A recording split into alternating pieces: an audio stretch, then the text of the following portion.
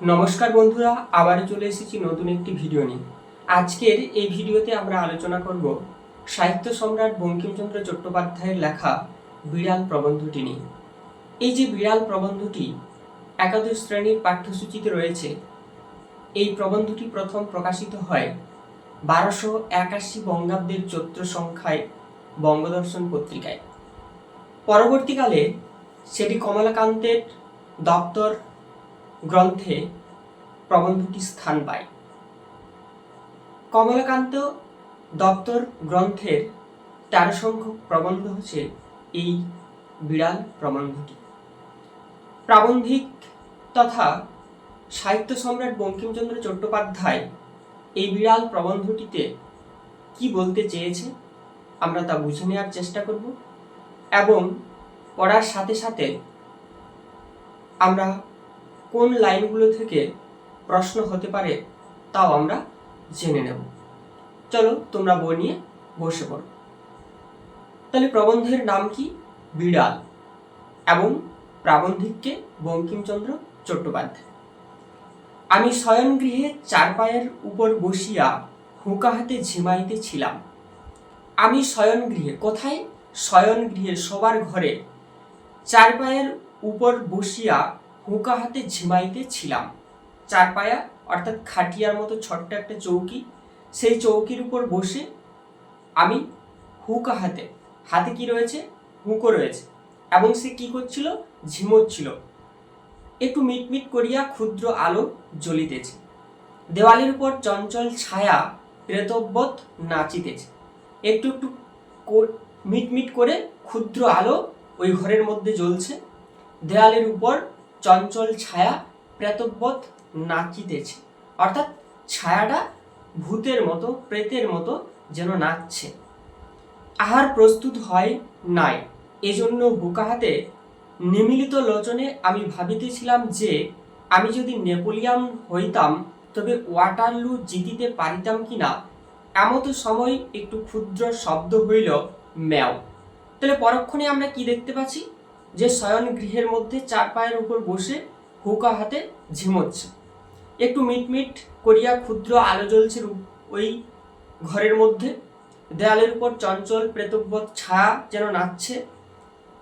তখনও পর্যন্ত বাড়িতে আহার প্রস্তুত তৈরি হয়নি, এজন্য হুঁকো হাতে নিমিলিত লোচনে অর্থাৎ চোখ বুজে আমি ভাবিতেছিলাম আমি যদি নেপোলিয়ন হইতাম তবে ওয়াটারলু জিতিতে পারিতাম কিনা।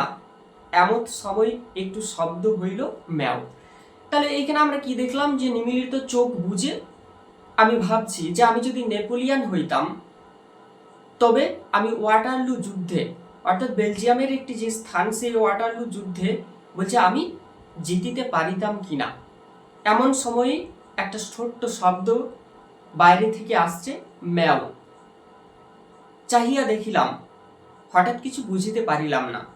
হঠাৎ করে আমি তাকিয়ে দেখলাম, কিন্তু কিছু বুঝতে পারলাম না।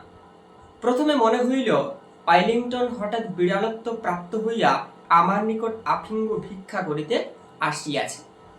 হঠাৎ করে এরপর তাকান দেখলাম যে হঠাৎ কিছু বুঝিতে পারিলাম না, যখন মেউ শব্দ করল বাইরে। প্রথমে মনে হইল ওয়েলিংটন হঠাৎ বিড়ালত্ব প্রাপ্ত হইয়া আমার নিকট আফিম ভিক্ষা করিতে আসিয়াছে। যখন ঝিমুচ্ছিল হুঁকো হাতে, পরক্ষণে এরপর হঠাৎ করে তার মনে কি মনে হচ্ছে? যে প্রথমে মনে হইল যে ওয়েলিংটন হয়তো এরপর বিড়ালত্ব প্রাপ্ত হয়ে আমার নিকট যেন আফিম ভিক্ষা করিতে আসিয়াছে। তাহলে প্রথম যে প্যারা বা প্রথম যে অনুচ্ছেদ, সেখানে আমরা কি দেখলাম? যে আমি শয়ন গৃহে চার পায়ের উপর বসে হুঁকো হাতে সে ঝিমোচ্ছে, একটু মিটমিট ঘরের মধ্যে আলো জ্বলছে, এবং প্রেতবৎ ছায়া যেন দেওয়ালের উপর নাচছে। তখনও পর্যন্ত বাড়িতে কোনো আহার প্রস্তুত হয়নি। হুঁকা হাতে চোখ বুজে সে ভাবছিল যে আমি যদি নেপোলিয়ন হইতাম, নেপোলিয়ন অর্থাৎ একজন ফরাসি যোদ্ধা, তবে বলছে আমি ওয়াটারলু যুদ্ধে, অর্থাৎ বেলজিয়ামের যে একটি স্থান, সেই ওয়াটারলু যুদ্ধে আমি জিতিতে পারতাম কিনা, এটা নিয়ে তখন আমি ভাবছিলাম। এমন সময় হঠাৎ করে বাইরে থেকে একটা মেউ শব্দ ভেসে আসছে। হঠাৎ করে ওই ব্যক্তি অর্থাৎ কমলাকান্ত সে তাকায় দেখছে। চাহিয়া দেখিলাম, হঠাৎ কিছু বুঝিতে পারিলাম না। হঠাৎ করে কিচ্ছু বুঝতে পারছে না। প্রথমে মনে হইল ওয়েলিংটন হঠাৎ বিড়ালত্ব প্রাপ্ত হইয়া আমার নিকট আফিম্ব ভিক্ষা করিতে আসিয়াছে।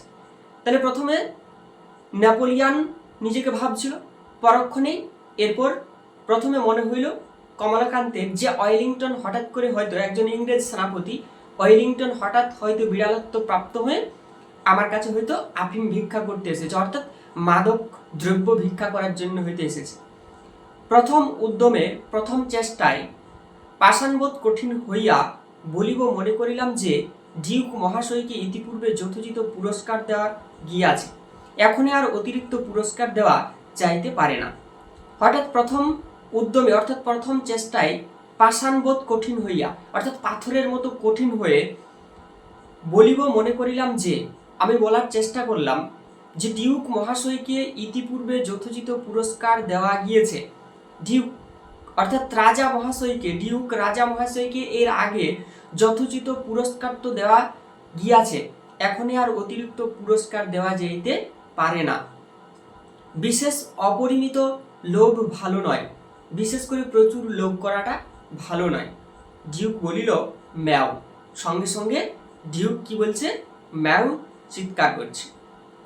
তখন চক্ষু চাহিয়া ভালো করিয়া দেখিলাম যে ওয়েলিংটন নহে। এরপর কমলাকান্ত কি করছে, হঠাৎ করে ওই চায়ের পায়ের উপর বসে ঝিমোচ্ছিল যখন, হঠাৎ করে চোখ চাহিয়া ভালো করে দেখছে। কি দেখছে, যে ওর যে মেউ শব্দটি করছে সে ওয়েলিংটন নয়, একটি ক্ষুদ্র মার্জার। মার্জার শব্দের অর্থ কি, বিড়াল, পরীক্ষা আসতে পারে। তাহলে একটি ক্ষুদ্র মার্জার প্রসন্ন আমার জন্য যে দুগ্ধ রাখিয়া গিয়াছিল তাহা নিঃশেষ করিয়া উদরসাৎ করিয়াছে। আমি তখন ওয়াটারলু মাঠে বুদ্ধ রচনায় ব্যস্ত, অত দেখি নাই। এরপর হঠাৎ করে যখন সে চোখ মেলে দেখছে কমলাকান্ত, তখন দেখছে যে সেটা ওয়েলিংটন নয়, একটি ক্ষুদ্র বিড়াল মার্জার প্রসন্ন আমার জন্য যে যুদ্ধ রাখিয়া গিয়াছে। প্রসন্ন একটা আলাদা নারী চরিত্র, সেই প্রসন্ন এই কমলাকান্তের জন্য কি করেছিল, দুগ্ধ রেখে গিয়েছিল, তাহা নিঃশেষ করিয়া উদরসাৎ করিয়াছে। এবং সেই মার্জার, সেই বিড়ালটি কি করেছে, সেটিকে সম্পূর্ণ খেয়ে ফেলেছে। আমি তখন ওয়াটারলু মাঠে বুদ্ধ রচনায় ব্যস্ত, অত দেখি নাই। যেহেতু সে ঝিমোতে ঝিমোতে কি করছিল, যে নেপোলিয়ানের হয়ে সে ওয়াটারলু যুদ্ধের কথা ভাবছিল, তাই সে বলছে যে আমি তখন ওয়াটারলু যুদ্ধে বুদ্ধ রচনায় আমি ব্যস্ত ছিলাম, আমি অত দেখি নাই, আমি সৈন্য সাজাতে ব্যস্ত ছিলাম। এখন এ মার্জানী সুন্দরী নির্জল দুগ্ধপানে পরিতৃপ্ত হইয়া আপন মনের সুখ ও জগতে প্রকটিত করিবার অভিপ্রায়ে অতি সুন্দর স্বরে বলিতেছেন ম্যাও। এখনে মার্জা সুন্দরী ওই বিড়ালটি নির্জল দুগ্ধপানে পরিতৃপ্ত হইয়া, নির্জল দুগ্ধ অর্থাৎ খাঁটি দুগ্ধপানে পরিতৃপ্ত হয়ে সে আপন মনের সুখের জগতে যেন প্রকটিত করিবার অভিপ্রায়ে, অর্থাৎ প্রকাশিত বা প্রকট করা হয়েছে, প্রকটিত করিবার অভিপ্রায়, প্রকাশ করার অভিপ্রায় অতি মধুর সুরে বলিতেছেন ম্যাও। বিড়ালটি কি করছে, ওই প্রসন্নের যাওয়া যে দুধ, সেই দুধ খেয়ে ফেলে সে অতি মধুর সুরে বলিতেছেন ম্যাও। বলিতে পারি না বুঝি, তাহার ভিতরে একটু ব্যঙ্গ ছিল। বলছে বলিতে পারি না বুঝি, যে তার ভিতরে একটু হয়তো ব্যঙ্গ করছিল আমাকে নিয়ে। বুঝি মার্জার মনে মনে হসিয়া আমার পানে চাহিয়া ভাবিতেছিল, কেহ মরে বিল চেচে কেহ খাই কই। হয়তো মার্জার মনে মনে হেসে আমার পানে তাকিয়ে হয়তো ভাবছিল যে কেউ মরে বিল চেচে কেউ খায় কই, অর্থাৎ কেউ কষ্ট করে আর কেউ ভোগ করে। এটা হয়তো আমাকে ব্যঙ্গ করে সে হয়তো বলতে চাইছিল। বুঝি সে ম্যাও শব্দে একটু মন বুঝিবার অভিপ্রায় ছিল। বুঝি সে ওই মেউ যে শব্দ, সেই মেউ শব্দে একটু মন বুঝিবার ইচ্ছা হইতে ছিল। বুঝি বিড়ালের মনের ভাব, তোমার দুধ তো খাইয়া বসিয়া আছে, এখন বলো কি। বুঝি বিড়ালের মনের ভাব, বুঝি তোমার তো দুধ খাইয়া বসিয়া আছি আমি, এখন তুমি বলো কি। তাহলে এই যে দ্বিতীয় অর্থাৎ 3 নম্বর দ্বিতীয় এবং তৃতীয় যে প্যারা, সেখানে আমরা কি দেখলাম, যে হঠাৎ করে চাহিয়া দেখলাম, সে বুঝতে পারলো যে প্রথমে মনে হইলো যে ওয়েলিংটন বিড়ালত্ব প্রাপ্ত হয়ে আমার কাছে আফিম ভিক্ষা করতে এসেছে, কিন্তু প্রথম উদ্যতে একটু পাথরের মতো কঠিন হয়ে, একটু পাষাণবোধ হয়ে বলিল যে মনে করিলাম যে ডিউক মহাশয় হয়তো ইতিপূর্বে যথোচিত সম্মান পেয়েছে, পুরস্কার পেয়েছে, এখন আর হয়তো পুরস্কার পাওয়ার তার নাও যেতে পারে। বিশেষত অপরিমিত লোক ভালো নয়, ডিউক তারপরে বলছে ম্যাও। তাহলে এইখান থেকে প্রশ্ন হতে পারে যে প্রথমে মনে হইল যে ওয়েলিংটন বিড়ালত্ব প্রাপ্ত হয়েছিল, তাহলে ওয়েলিংটন কি ভেবেছিল যে হয়তো বিড়ালত্ব প্রাপ্ত হয়েছে। তখন চক্ষু চাহিয়া ভালো করিয়া দেখিলাম যে ওয়েলিংটন নয়। এরপর হঠাৎ করে যখন কমলাকান্ত চেয়ে দেখছে যে সে তো বিড়াল নয়, সে তো ওয়েলিংটন নয়, একটি ক্ষুদ্র বিড়াল, একটি ক্ষুদ্র মার্জার। প্রসন্ন আমার জন্য যে দুগ্ধ রেখে গেছে সে হয়তো একেবারে নিঃশেষ করে ফেলেছে, এবং তখন আমি হয়তো ওয়াটারলুর মাঠে কি করছিলাম, বুদ্ধ রচনায় ব্যস্ত ছিলাম। তাহলে ওয়াটারলু মাঠে সে কিসের জন্য ব্যস্ত ছিল? বুদ্ধ রচনার জন্য। অতি সুন্দর এখনে মার্জারি সুন্দরী নির্জল দুগ্ধপানে পরিতৃপ্ত হইয়া আপন মনের সুখের জগতে প্রকটিত করিবার অভিপ্রায়ে অতি মধুর স্বরে বলিতেছেন ম্যাও। বলিতে পারি না বুঝি তাহার ভিতর একটু ব্যঙ্গ ছিল, বুঝি মার্জার মনে মনে হাসিয়া আমার পানে চাহিয়া ভাবিতেছিল যে কেহ মরে বিলছেছে, কেহ কাই কই। অর্থাৎ কেউ কষ্ট করে আর কেউ ভোগ করে, কেউ হয়তো পরিশ্রম করে এবং সেই পরিশ্রমের ফলটা অন্য কেউ লাভ করে। এরপর পরের প্যারাতে এসো দেখা যায়। তাহলে যে এই তিনটে প্যারা আমরা পড়লাম সেখান থেকে কি কি প্রশ্ন হতে পারে? যে কমলাকান্ত কোন গৃহের মধ্যে ছিল, কোন ঘরের মধ্যে ছিল? শয়ন গৃহে ছিল। এবং সে কোথায় বসে রয়েছিল? চার পায়ের উপর বসে রয়েছিল। হাতে কি ছিল? হুকো ছিল। এবং সে চার পায়ের উপর বসে কি করছিল? ঝিমোচ্ছিল। প্রশ্ন আসতে পারে যে একটু মিট মিট করিয়া ঘরের মধ্যে কি জ্বলছিল? ক্ষুদ্র আলো জ্বলছিল। এবং দেওয়ালের উপর কি নাচছিল? প্রেতবৎ। এছাড়া প্রশ্ন হতে পারে যে এমন সময় একটি ক্ষুদ্র শব্দ হইল, শব্দটি কি? শব্দটি ম্যাও। চাহিয়া দেখিলাম, চাইয়ে অর্থাৎ তাকাই দেখার পর কি বুঝতে পারলো? যে বুঝতে পারলো যে ওয়েলিংটন বিড়ালত্ব প্রাপ্ত হয়ে আমার নিকট আপিল ভিক্ষা করতে এসেছে। এরপর 3 নম্বর যে প্যারা, সেই 3 নম্বর প্যারাতে প্রশ্ন আসতে পারে যে মার্জার শব্দের অর্থ কি? তখন চক্ষু চাহিয়া ভালো করিয়া দেখিলাম যে কি দেখেছিল? যে ওয়েলিংটন নয়। প্রসন্ন আমার জন্য যে দুগ্ধ রাখিয়ে গিয়েছিল, অর্থাৎ কমলাকান্তের জন্য কে দুগ্ধ রেখে গিয়েছিল? প্রসন্ন। তা নিঃশেষ করিয়া উদরাস্বাদ করিয়াছে। আমি তখন কোথায় ব্যস্ত ছিলাম? ওয়াটারলু মাঠে বুদ্ধ রচনায় ব্যস্ত ছিলাম। অতি মধুর স্বরে বলিতেছে ড্যাশ ম্যাও। এরপর চতুর্থ প্যারা, বলি কি আমি তো ঠিক করিতে পারিলাম না, দুগ্ধ আমার বাপেরও নাই, দুগ্ধ মঙ্গলার দুই আছে প্রসন্ন। বলি কি বলছে আমি তো ঠিক করিতে পারিলাম না, দুধ আমার বাপেরও নয়, সে দুধটি কি করেছে? মঙ্গলা গাভীর দুধ, দুই আছে কে? প্রসন্ন। অতএব যে দুগ্ধে আমার যে অধিকার, বিড়ালেরও তাই, সুতরাং রাগ করিতে পারি না। অতএব সে দুগ্ধে আমার যে অধিকার, বিড়ালেরও তাই অধিকার, সুতরাং সেই দুগ্ধ নিয়ে আমার রাগ করার কোনো উপায় নেই, আমার রাগ করার কোনো বিষয় নেই। তবে চিরাগত একটি প্রথা আছে যে, প্রশ্ন আসতে পারে চিরাগত প্রথাটি কি ছিল? না, বিড়াল দুগ্ধ খাইয়া গেলে তাহাকে তাড়াইয়া মারিতে যাইতে হয়। তাহলে চিরাগত প্রথাটি হচ্ছে যে বিড়াল যদি দুধ খেয়ে যায় তাহলে তাও কি করা হয়? তাড়িয়ে মারতে হয়।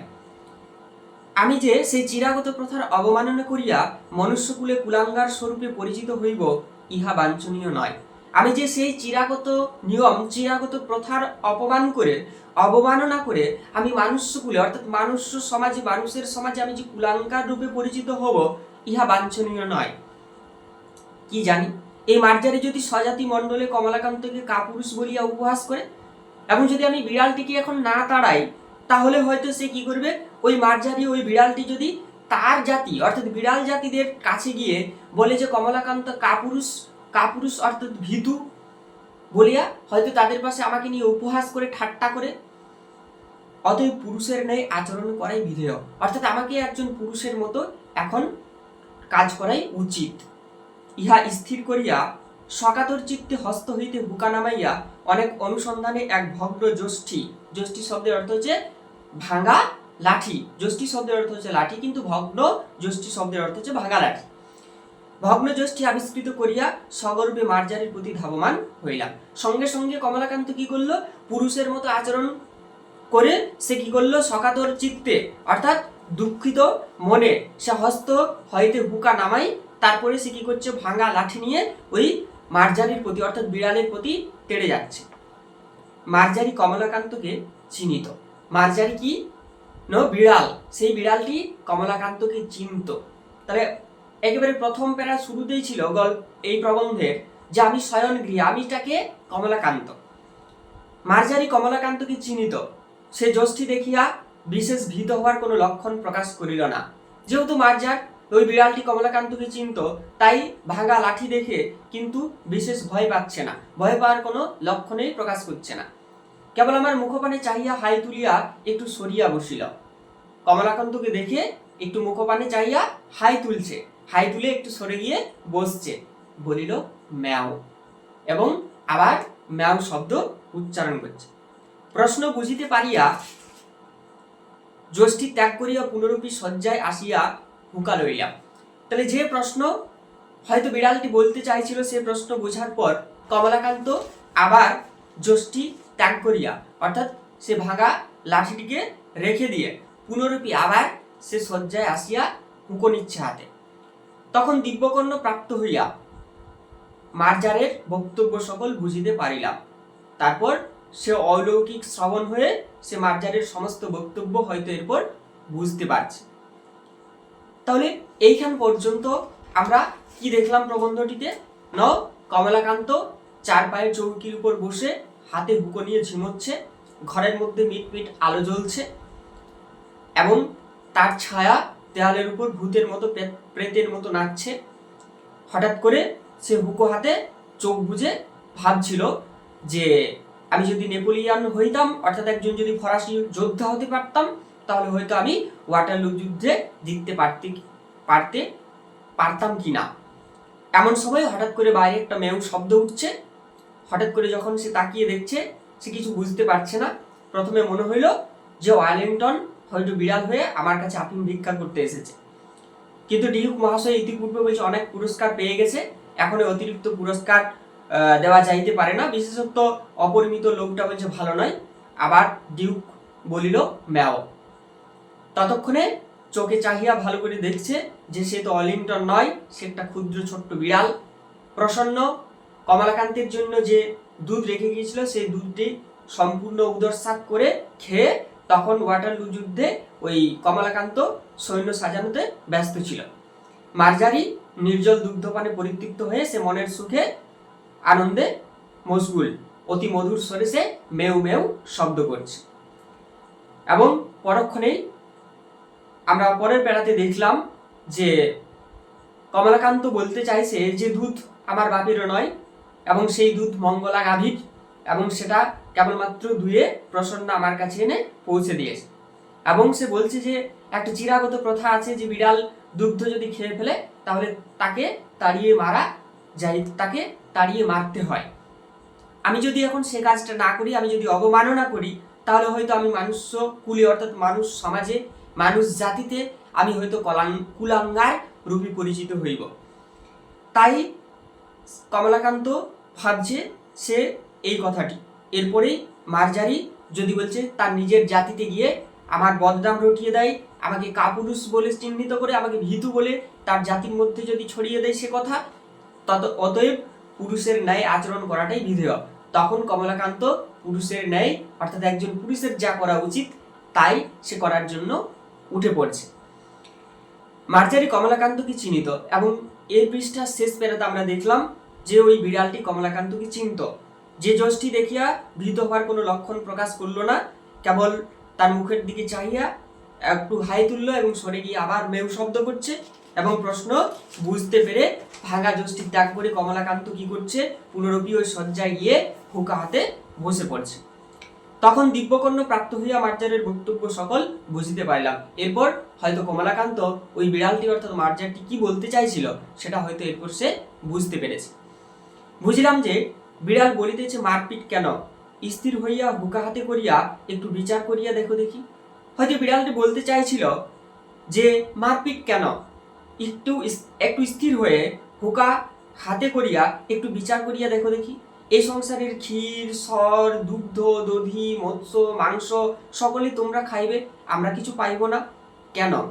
বলছে এই সংসারে ক্ষীর, সর, দধি, দুগ্ধ সমস্ত কিছু তোমরা খাবে, আমরা কেন পাবো না? এখানে এই যে বিড়াল, এই বিড়ালটি হচ্ছে সমাজের নিম্নবিত্ত মানুষ।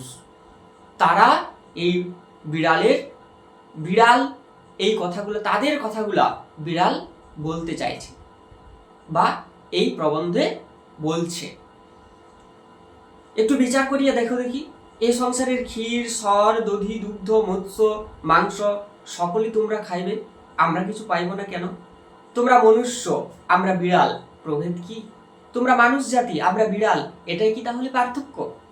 তোমাদের পিপাসা আছে, তোমাদের ক্ষুধা তৃষ্ণা আছে, তোমরা ধনী লোক, তোমাদের ক্ষুধা তৃষ্ণা রয়েছে। আমরা গরিব, আমরা নিম্নবিত্ত, তাই আমাদের ক্ষুধা তৃষ্ণা নেই। আমাদের কি নাই? তোমরা খাও, আমাদের আপত্তি নাই। অর্থাৎ তোমরা ধনী, অর্থাৎ কমলাকান্ত, অর্থাৎ তারা ধনবানশালী, বৃত্তবানশালী মানুষ, বলছে তোমরা খাও, আমাদের কোনো আপত্তি নেই।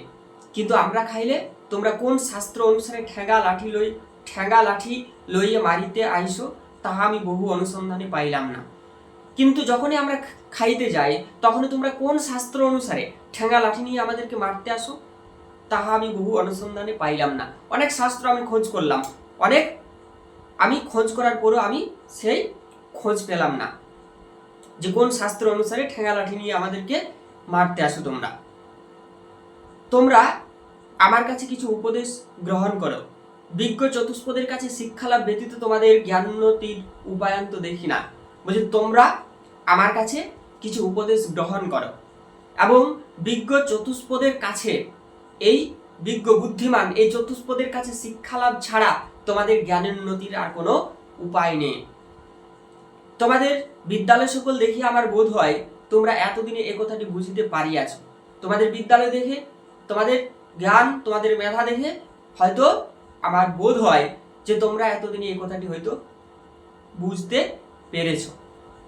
দেখো শয্যাশায়ী মানুষ, ধর্ম কি? পরোপকারে পরম ধর্ম। এরপর বিড়াল কি বলছে যে দেখো শয্যাশায়ী মানুষ, ধর্ম জিনিসটা কি? ধর্ম কি? ধর্ম, বিড়াল উত্তর দিচ্ছে যে ধর্ম হচ্ছে পরোপকারী পরম ধর্ম, অর্থাৎ অন্যের উপকার করাটাই হচ্ছে শ্রেষ্ঠ ধর্ম। এই দুগ্ধটুকু পান করিয়া আমার পরম উপকার হইয়াছে। অর্থাৎ প্রসন্ন যে দুধ রেখে গিয়েছিল কমলাকান্তের জন্য, সেই দুধটুকু খাওয়ার পর আমার পরম উপকার হয়েছে। তোমার আহরিত দুগ্ধে এই পরোপকার সিদ্ধ হইল। তোমার জন্য রাখা সেই দুধ খাওয়ার পর আমার পরম উপকার সিদ্ধ হলো। অতএব তুমি সেই পরম ধর্মের ফল ভাগীদার। আমি চুরি করি আর যাই করি, আমি তোমার ধর্ম সঞ্চয়ের মূলীভূত কারণ, অর্থাৎ আসল কারণ। আমি তোমার ধর্ম সঞ্চয়ের আসল কারণ, মূল কারণ। বিড়াল বলছে কাকে? কমলাকান্তকে। অতএব আমাকে প্রহার না করিয়া আমার প্রশংসা করো, আমি তোমার ধর্মের সহায়। অতএব আমাকে লাঠি নিয়ে না মেরে আমাকে প্রশংসা করো, আমাকে বাহবা দাও, আমি তোমার ধর্মের সহায়। প্রশ্ন আসতে পারে যে বিড়ালের মত অনুযায়ী ধর্ম কি? উত্তর, পরোপকারী পরম ধর্ম। দেখো আমি চোর বটে, কিন্তু আমি কি সাধ করিয়া চোর হইয়াছি? বিড়াল এরপর আবার যুক্তি দিয়ে কমলাকান্তকে বোঝানোর চেষ্টা করছে। কি বলছে? যে দেখো আমি চোর বটে, কিন্তু আমি কি সাধ করিয়া চোর হইয়াছি? বিড়াল বলছে আচ্ছা ঠিক আছে, আমি মেনে নিলাম আমি চোর, কিন্তু আমি কি সাধ করে চুরি করেছি? খাইতে পারিলে কে চোর হয়? বিড়াল প্রশ্ন করছে কমলাকান্তকে। কেউ যদি খেতে পারে তাহলে কে চোর করে, কে চুরি করে, কে চোর হয়? দেখো যাহারা বড় বড় সাধু, চোরের নামে শিহরিয়া ওঠে। যার বড় বড় সাধু ব্যক্তি, সম্ভ্রান্ত ব্যক্তি, তারা চোরের নামে ভয় পায়, শিহরে ওঠে। তাহারা অনেক চোর অপেক্ষাও অধার্মিক, তারা চোরের চাইতেও অনেক অধার্মিক। কারা? ওই বড় বড় সাধু ব্যক্তিরা। তাহাদের চুরি করিবার প্রয়োজন নাই বলিয়া চুরি করেন না। হয়তো তাদের চুরি করার প্রয়োজন নাই, এই জন্য হয়তো তারা চুরি করে না। কিন্তু তাহাদের প্রয়োজনাতীত ধন থাকিতেও চোরের প্রতি যে মুখ তুলিয়া চাহেন নাই। এখানে সাধু ব্যক্তি, বড় বড় সাধু বলতে সমাজের ধনবানশালী, বৃত্তবানশালী মানুষজনদেরকে বিড়াল বলছে, অর্থাৎ বড় লোকদেরকে বলছে যে তাদের চুরি করার প্রয়োজন নাই বলিয়াই চুরি করেন না। কিন্তু তাহাদের প্রয়োজনাতীত ধন থাকিতেও চোরের প্রতি যে মুখ তুলিয়া চাহেন নাই, অর্থাৎ প্রয়োজনের চাইতেও তাদের বেশি ধন সম্পদ রয়েছে, কিন্তু তবুও তারা চোরের প্রতি মুখ তুলে তাকায়নি। ইহাতে চোরে চুরি করে, এজন্য চোরেরা চুরি করে।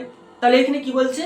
যে তাহাদের প্রয়োজনাতীত ধন থাকিত, অর্থাৎ সমাজে ধনবানশালী বৃত্তবানশালী মানুষদের প্রচুর পরিমাণে ধন সম্পদ থাকতেও তারা চোরের প্রতি মুখ তুলে তাকায়নি, অর্থাৎ সমাজের নিম্নবিত্ত মানুষ দিন আনি দিন খায় মানুষদেরকে বিলিয়ে দেয় না, সাহায্যের হাত বাড়িয়ে দেয় না। তাই বলছে যে ইহাতে চোরে চুরি করে, এজন্য চোরেরা চুরি করে, ধর্ম চোরের নহে। এরপরেই সে কি বলছে যে অধর্ম চোরের নহে, যে চোরে যে চুরি করে সে অধর্ম কৃপণ ধনীর। চোরে যে চুরি করে সে অধর্ম কৃপণ ধনীর। চোর দোষী বটে, কিন্তু কৃপণ ধনী তদপেক্ষা শতগুণে দোষী। চোর যদি দোষী হয় তাহলে সমাজের ধনবানশালী বৃত্তবানশালী মানুষজন তার চাইতে আরো দ্বিগুণ শতগুণে তারা দোষী। চোরের দণ্ড হয়, চুরির মূল যে কৃপণ তাহার দণ্ড হয় না। এরপরে কি বলছে যে দেখো আমি চোর বটি ঠিক আছে, কিন্তু আমি কি সাধ করিয়া চুরি করেছি? যদি আমি খেতে পারতাম তাহলে তো আমি চুরি করতাম না। সমাজের নিম্নবিত্ত দিন আনি দিন খায় মানুষজন বিড়াল হয়ে কথাগুলো বলছে যে দেখো যাহারা সমাজে বড় বড় সাধু ব্যক্তি, বড় মানুষ, ধনবানশালী মানুষরা রয়েছে, চোরের নামে যারা ভয় পায় তাহারা অনেক চোর অপেক্ষা অধার্মিক। তারা চোরের প্রতি মুখ তুলে তাকায় না, মুখ তুলে সাহায্যের হাত বাড়িয়ে দেয় না। এই জন্য তো চোরেরা সমাজে চুরি করে। অধর্ম চোরের নয়, চোরের যে চুরি করে সে অধর্ম কৃপণ ধনীর। চোর দোষী, কিন্তু কৃপণ ধনী তার চাইতে শতগুণে দোষী। চোরের দণ্ড হয়, চুরির মূল যে কৃপণ, অর্থাৎ চোরেরা কখন চুরি করে? যখন তারা খেতে পায় না। তাই চুরির মূল কারণ কৃপণ। সমাজের ধনবানশালী বৃত্তবানশালী মানুষজন যদি সমাজের নিম্নবিত্ত মানুষজনদেরকে সাহায্যের হাত বাড়িয়ে দেয় তাহলে তারা কোনোদিনই চুরি করতে আসবে না, এগিয়ে যাবে না। তাই বলছে যে চুরির মূল কারণ হচ্ছে কৃপণ, তাদের দণ্ড হয় না কেন? অর্থাৎ সমাজে ধনবানশালী বৃত্তবানশালী মানুষজনদের প্রচুর অগাধ ধন সম্পদ রয়েছে, কিন্তু সে সমস্ত মানুষজন সমাজের নিম্নবিত্ত মানুষজনদেরকে সাহায্য করতে এগিয়ে যায় না, কিন্তু এজন্য তাদের কেন দণ্ড হয় না? কিন্তু একজন ব্যক্তি যদি চুরি করে তাহলে তার দণ্ড হয়, তার শাস্তি হয়। দেখো আমি প্রাচীরে প্রাচীরে মেউ মেউ করিয়া বেড়াই, কেউ আমাকে মাছের কাঁটাও ফেলিয়া দেয় না।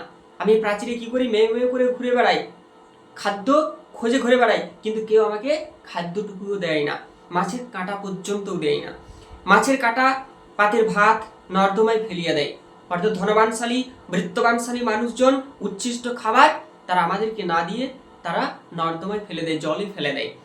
তথাপি আমাকে ডাকিয়া দেয় না। তথাপি অর্থাৎ বড়লোক ধনবানশালী সমাজে বৃত্তবানশালী মানুষজনদের উচ্ছিষ্ট খাবার গরিবদেরকে বিলিয়ে দেয় না। তারা কি করে? না, সেগুলো নর্দমায় ফেলে দেয়, জলে ফেলে দেয়। তথাপি আমাকে ডাকিয়ে দেয় না। তোমাদের পেট ভরা, আমার পেটের ক্ষুধা কি প্রকারে জানিবে? তোমাদের তো সবসময় পেট ভর্তি, তাই আমার পেটে কতটা ক্ষুধা তৃষ্ণা রয়েছে সেটা কি তোমরা জানিবে? হাই, দরিদ্রের জন্য ব্যথিত হইলে তোমাদের কি কিছু অগৌরব আছে? দরিদ্রের জন্য তোমরা যদি কিছু ব্যথা পাও তাহলে কি তোমাদের কিছু অগৌরব হয়? আমার মতো দরিদ্রের ব্যথায় ব্যথিত হওয়া লজ্জার কথা সন্দেহ নাই।